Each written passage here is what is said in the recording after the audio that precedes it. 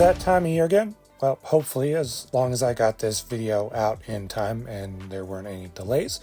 But it's holidays, so that means LEGO released another addition to their Winter Village line, and this time we have this Alpine Lodge, which is a nice little lodge including a skating rink and an outhouse, which I'm not terribly excited about, having another skating rink and another Christmas tree build.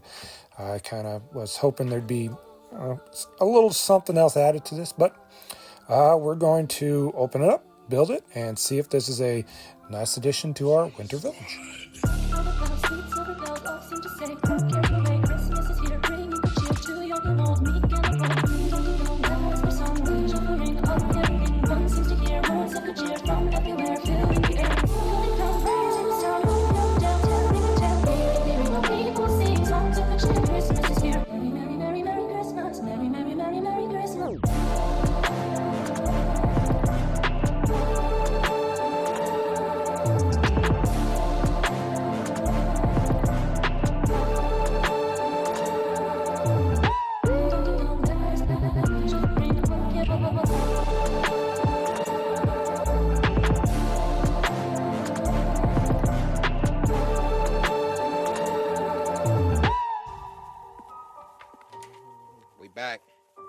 We back for the encore.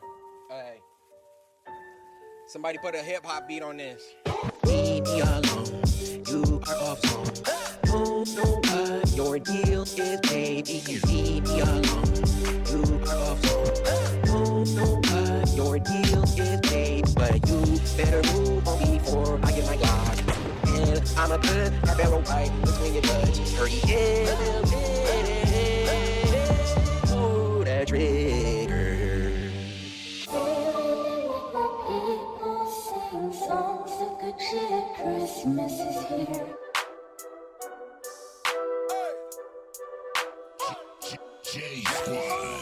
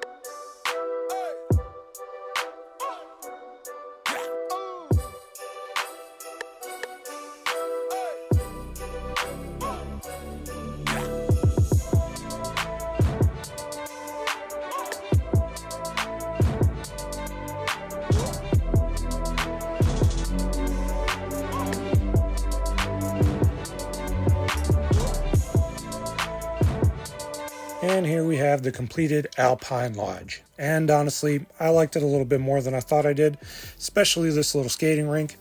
It's kind of its own nice little vignette by itself, actually. Pond is simple but sweet. The little dock is nice. The snow-covered tree is a clever little addition. Even got a little partially built snowman. So yeah, I like it. I'm not glad we got another, ice skating pond, but I'm not going to be upset to put this in the display.